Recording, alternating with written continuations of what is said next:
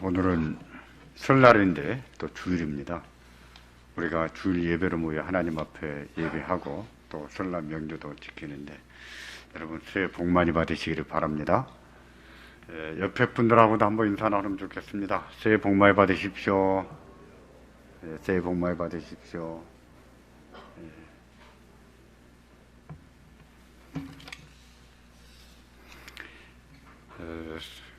어른들은 되게 설날이 되면 별로 재미없어 합니다만 아이들은 설날을 좋아하고요. 근데 저는 또 아닌 것 같아요. 어른 되면 설날을 안 좋아한다고 하는데 근데 저는 나이가 들어도 설날이 좋습니다. 왜냐하면 어려서 먹었던 음식들, 1년에 한두 번 먹는 음식을 이런 게 아니면 언제 먹어보겠습니까? 그런 추억을 되살리는 음식을 먹어볼 수 있어서 좋고, 또 이런 교회를 통해서 어머니, 아버지, 저는 특별히 할머니에 대한 그리움이 굉장히 많습니다. 그래서 저희 할머니에 대한 그리움, 또 할머니 생각하는 마음이 많은데, 그런 어른들을 생각할 수 있는 기회가 돼서도 참 좋습니다. 어디 그뿐이겠습니까? 그동안에 만나보지 못했던 형제들, 또 자매들, 또 친척들, 특히 손주들, 이런 사람들이 찾아오면은 외로움도 달랠 수 있잖아요. 외로움을 달랠 수 있다는 점에서도 참 좋은 것 같습니다. 그런데 이렇게 화목하고 좋고 재밌고 행복해야 될 설날이 종종 다툼으로 끝나는 경우들이 있어요. 다툼도 지나친 다툼으로 끝나는 경우들이 있습니다. 부모 자녀 사이에도 그렇고 형제 자매 사이도 그런 경우들을 볼 수가 있습니다.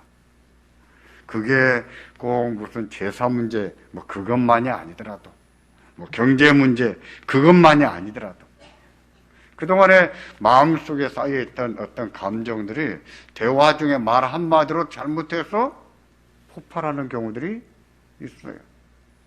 평소에는 아무런 문제가 되지 않았습니다. 잊고 지난 얘기고 별로 속상하지도 않았는데 대화를 하다 보니까 옛날에 받았던 상처나 자기 생각들을 거칠게 말하다 보니 그로 인해서 크게 다투고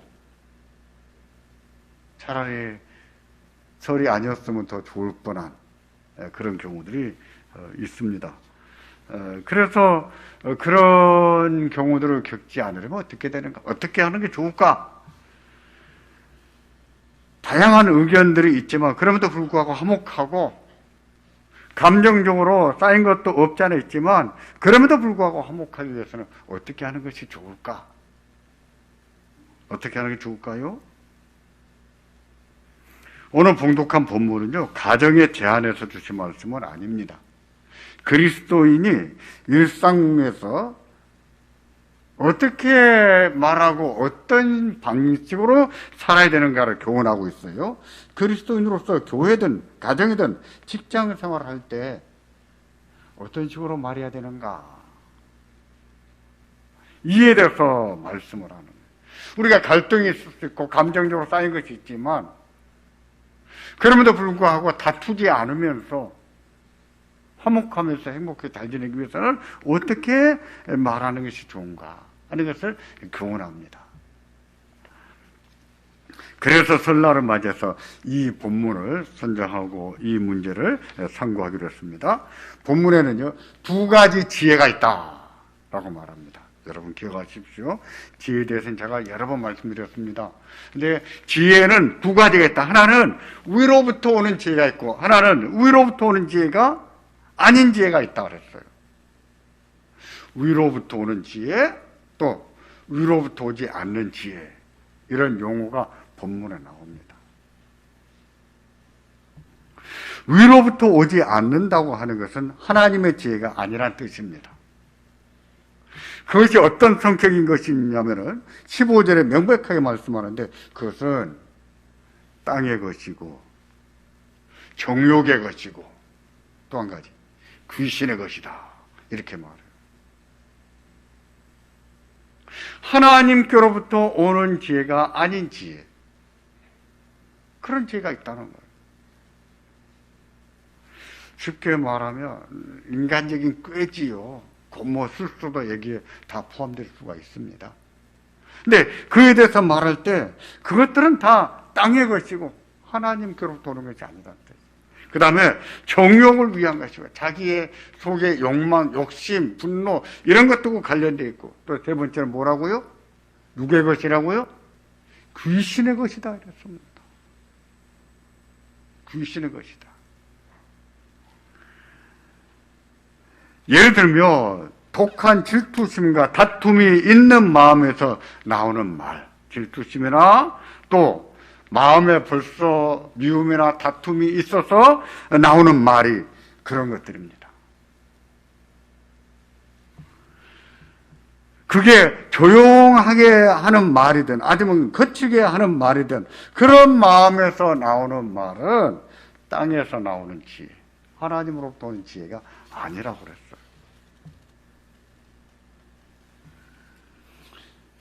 땅의 것, 자기 정욕을 위한 것, 귀신의 것, 왜 이렇게 표현했을까요? 그 출처로 말하지요, 출처. 어디서 오는가? 또 이렇게 말하는 것은 그게 얼마나 심각한 것인가를 우리에게 알게 합니다. 땅에서 오는 지혜, 지혜를 가장했지만 하나님의 지혜가 아니에요. 그것은 귀신의 것이다. 얼마나 심각합니까? 우리가 그런 말, 그런 것들이 얼마나 심각한지 알아야겠죠. 그럼에도 그런 식으로 생각하고 말하는 사람의 결말은 어떤가? 가정이든 교회든 일상에서 그런 식으로 말하고 그런 식으로 행동하는 결말은 무엇인가? 그 결말을 3장 16절에 이처럼 말씀합니다. 시기와 다툼이 있는 곳에는 혼란과 모든 악한 일이 있을 것이라 그랬어요. 무엇과 뭐가 있다고요? 혼란과 모든 악한 일이 있을 것이다. 질투하는 마음과 다투는 마음에서 나오는 말과 행동은 혼란을 일으키고 모든 형태의 악한 일을 일으킨다는 거예요. 이 혼란은 무질서를 말합니다. 무질서예요. 부모 자녀 간에도요 질서가 있는 법이에요. 예의가 있어야 됩니다. 아무리 엄마가 친구같이 말해줘도 대해줘도 자녀들은 엄마와 반말을 주고받는다 할지라도 마음에는 예의를 지키고 있어야 되는 거예요. 예의가 있어야 되는 거예요. 그렇지 않으면 혼란에 빠지죠. 그게 무질서죠. 부부간에도 마찬가지입니다. 형제간에도 마찬가지예요. 서로 예의를 지켜서 말해야죠. 그게 질서를 지키는 방식입니다. 그런 마음으로 그렇게 행동하면 가정에 혼란이 일어나지 않습니다. 그런데 그렇지 않으므로 가정에 혼란이 일어날 수 있고 나쁜 일이 일어날 수 있다 그랬어요. 나쁜 일이. 모든 형태의 악한 일이 일어날 수 있다.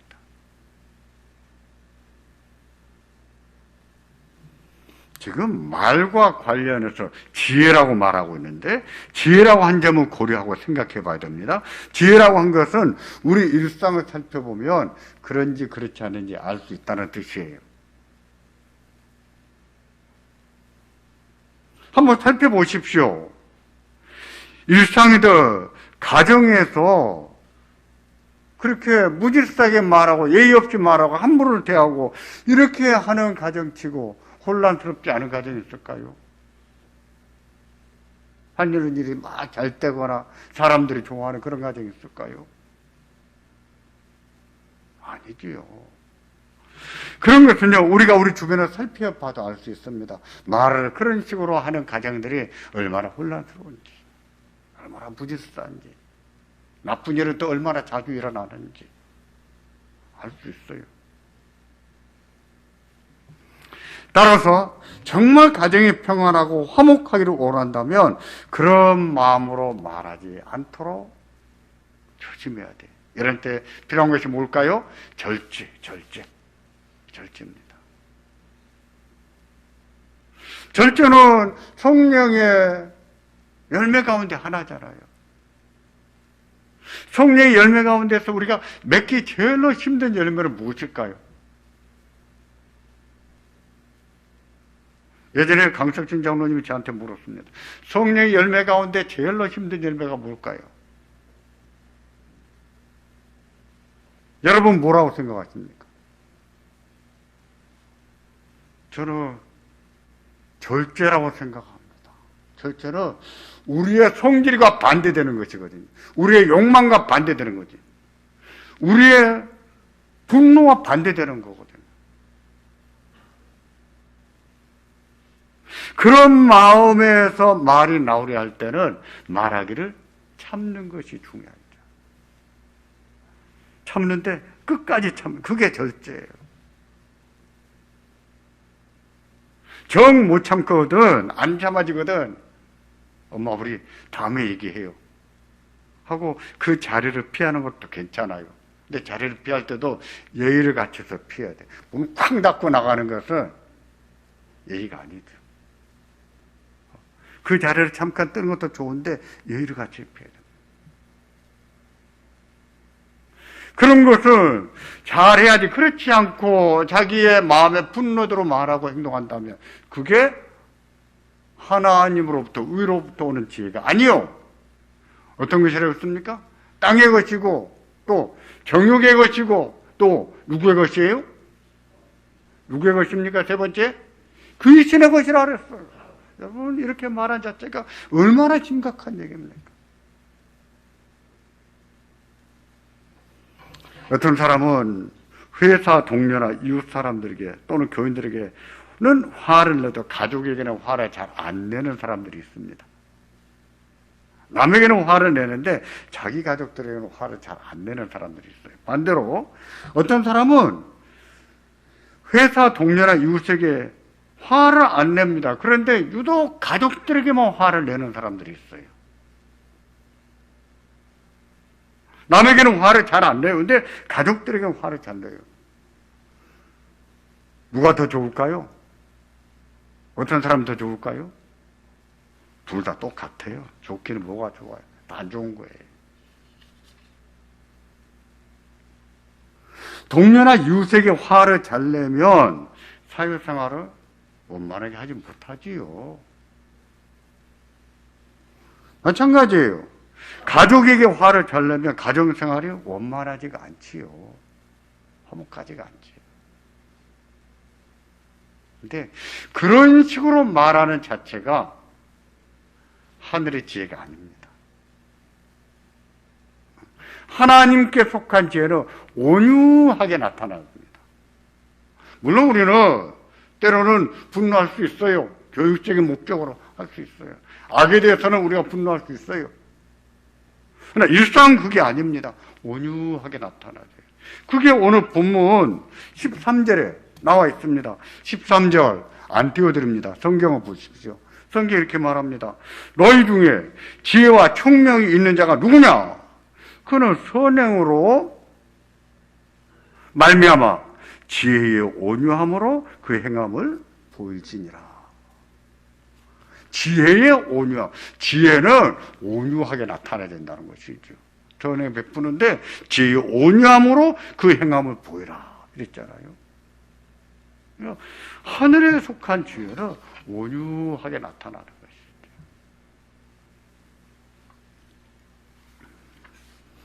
그럼에도 불구하고 화를 낸다면 우리가 일상에서 누구한테 잘 냅니까?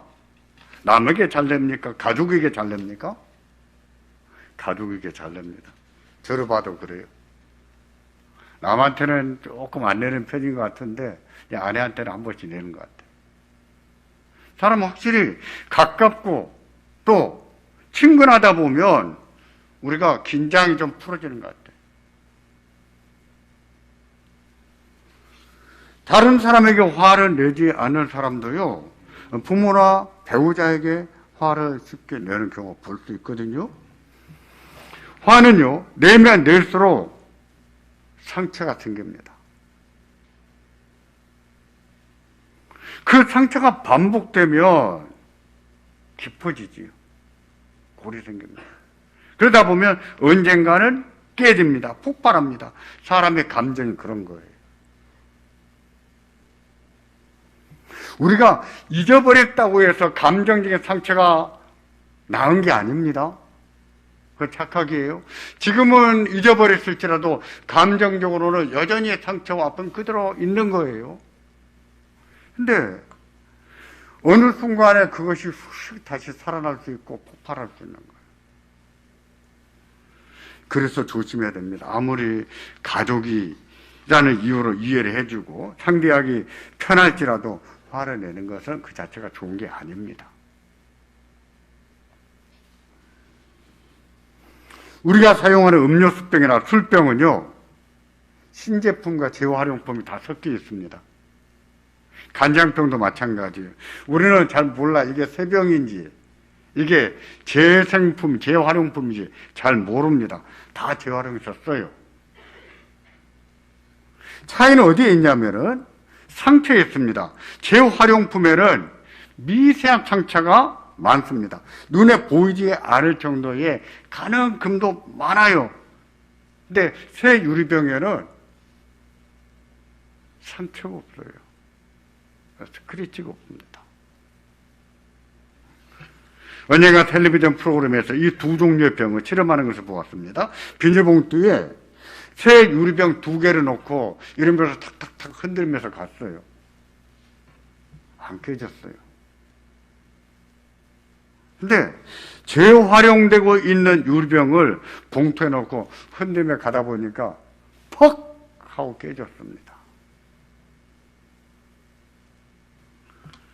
실험한 사람은 그것을 보여주고 싶었습니다. 재활용 유리병에는 미세한 상처와 금이 많이 쌓여서 조그만 충격에도 퍽 하고 깨질 수 있다며 그것을 주의하라고 말해주는 거였어요.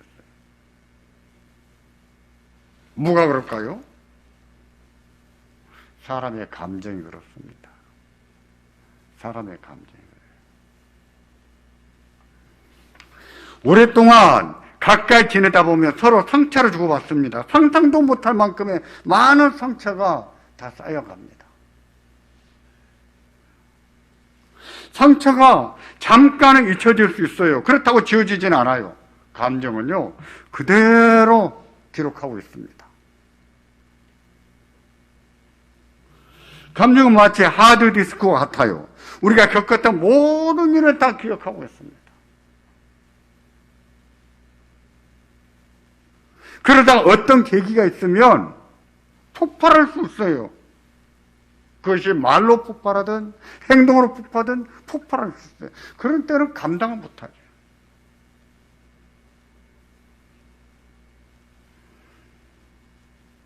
우리는 가까운 사람들끼리 더 행복하고 더 다정하고 더 사랑하는 사람끼리 의외로 많은 상처를 주고받는 거죠. 부모 자녀 간에 무슨 상처가 있겠어요? 근데 아니에요. 부모 자녀 간에 상처가 많아요. 부부 간에 무슨 상처가 있겠어요? 아니에요. 가까이 살다 보니까 상처가 생기는 거예요. 남들하고는 아무런 문제가 안 돼. 가까이 살다 보니까 생기는 거예요. 그럴 수 있어요.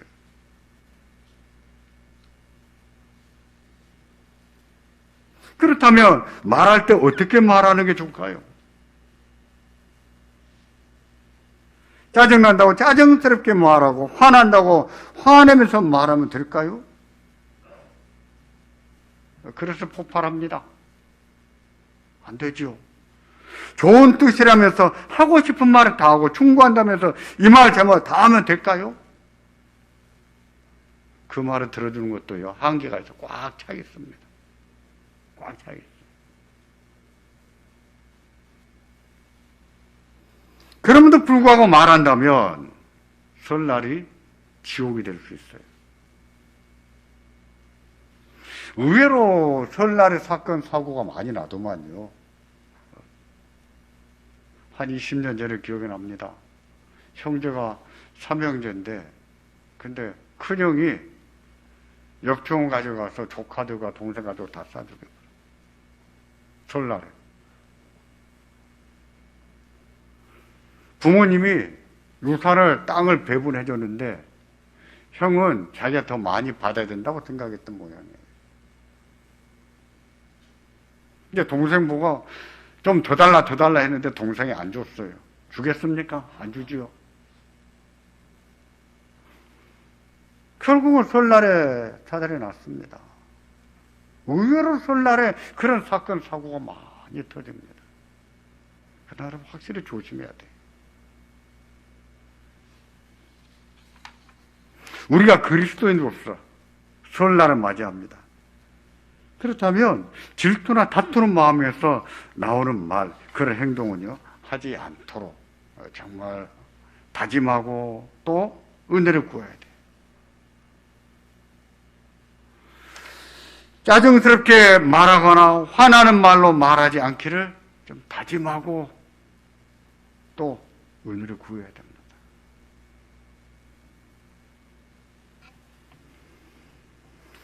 다짐할 때 가족들과 함께 다짐해도 좋겠고요. 하나님 앞에서 기도하면서 다짐해도 좋겠어요. 근데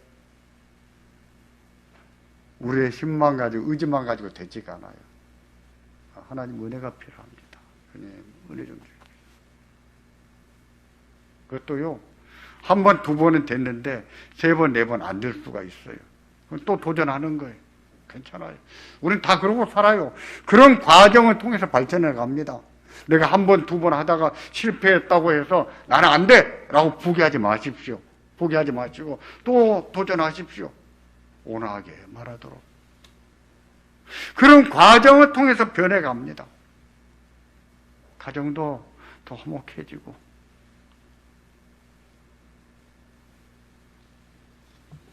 지혜에는 위로부터 내려오지 않은 지혜가 있는가 하면 위로부터 오는 지혜가 있다고 했습니다. 그러면 위로부터 내려오는 지혜는 무엇일까요?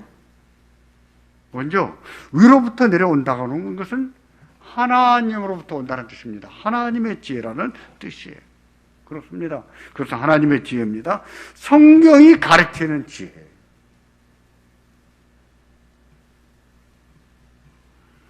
그것을 우리 마음에 새겨주셨는데 우리는 죄의 부패성 때문에 알아보지를 못해요. 알아도 그렇게 살지를 못합니다. 그래서 성경을 통해서 배워야 됩니다. 말씀 통해서 배워야 돼요. 배우라고 하나님께서 지혜서를 주지 않았습니까? 배워야 돼요. 누가 가르치는 게 좋을까요? 목사가요? 아니요. 부모가 더 좋아요. 목사는 1년 내내 지혜 이런 얘기만 할 수가 없어요. 가르칠 게 많아요. 하지만 부모님은 자녀들에게 지혜서를 읽고 와서 가르치기가 얼마나 좋습니까? 반복적으로 반복을 통해서 교육이 되잖아요.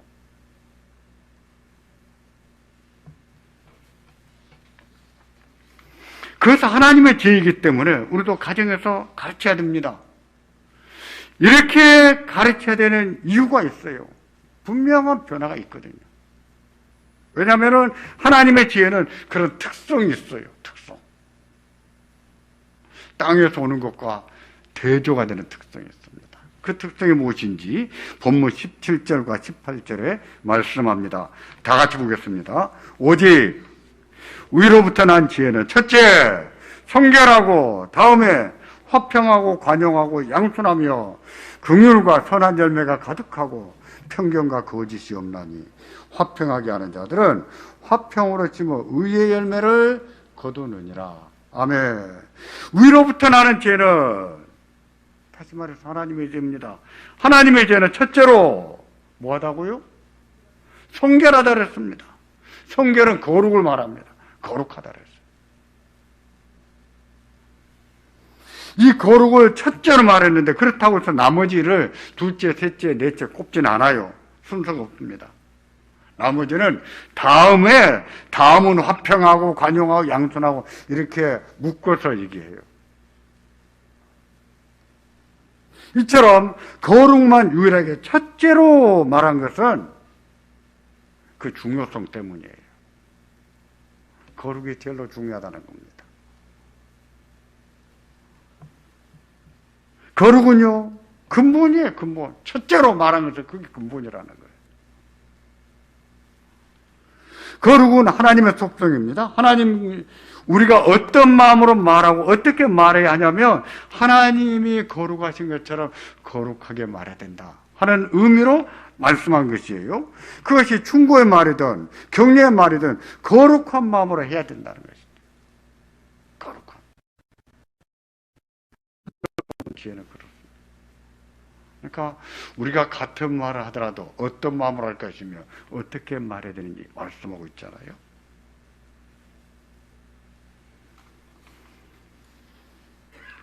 그래서 하늘에서 내려오는 지혜는 화평하고 관용하고 양순하지만 거룩한 마음에서 나오는 화평, 관용, 양순이어야 된다 하는 것입니다. 화평은 평화로운 것을 말합니다. 관용은 친절한 것, 온순한 것을 말해요. 젠틀맨하고 말할 때 젠틀한 것을 말합니다. 양수는 좀 고분고분한 것, 좀 순종 잘하는 것, 이런 것을 말합니다. 또 위로부터 오는 지혜는 긍휼과 선한 열매가 가득하다고 했습니다. 그리고 편견과 거짓이 없다고 했습니다. 어떤 이유 때문에 누구를 차별하거나 속이지 않는다는 뜻이에요.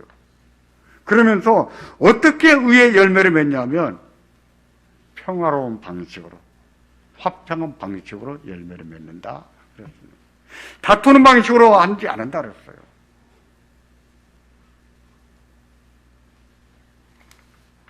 가족을 대할 때 이렇게 거룩하게 그리고 화평하게 온순하게 양순하게 한다면 얼마나 좋을까요? 이런 가정은 행복하지 않을까요? 항상 가족들로부터 존중과 사랑받는다는 생각이 들지 않을까요? 행복감이 들지 않을까요? 그럴 것입니다. 우리 엄마는 항상 나를 응원해줘. 우리 딸은 항상 엄마를 이렇게 이해를 해줘. 서로 격려가 되지 않을까요?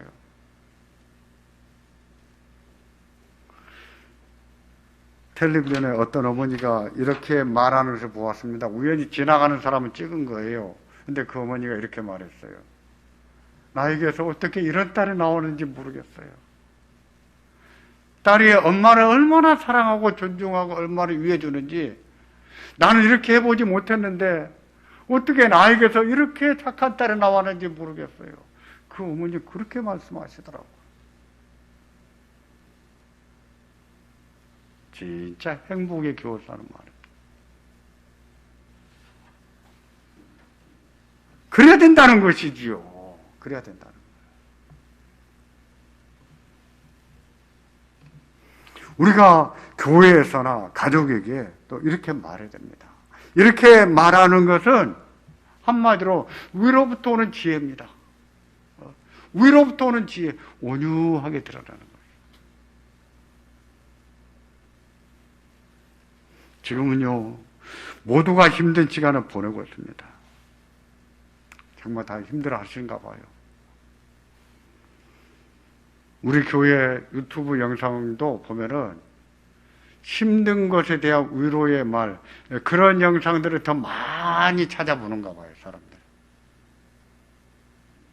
그만큼 사람들이 힘들기는 힘든가 보다, 이런 생각이 들어요. 어른들은 어른들대로 힘듭니다. 젊은 사람들은 젊은 사람대로 힘들어요. 그것이 가족과의 갈등 때문이든 경제적인 압박 때문이든 힘든 시기를 보내고 있어요. 그런 사람들에게 필요한 것은 무엇일까요? 뭐가 필요해요? 응원이지요. 격려지요. 응원하는 말, 격려해주는 말, 기도해주고. 한마디로 그렇게 힘겨워하는 사람들을 존중해주고 사랑하는 것이죠. 그들은 느낍니다. 그런 말을 들을 때 용기가 나거든요. 마음이 따뜻해지거든. 그런 거예요. 마음이 따뜻해집니다. 설날을 맞이해서 우리가 그렇게 말하기를, 도전하기를 바랍니다. 사랑하는 가족입니다. 꼭 그렇게 말해야 됩니다. 그리고 하나님께서 은혜 주시기를 기도하시기를 바랍니다. 하나님을 도와주세요. 축복하십니다.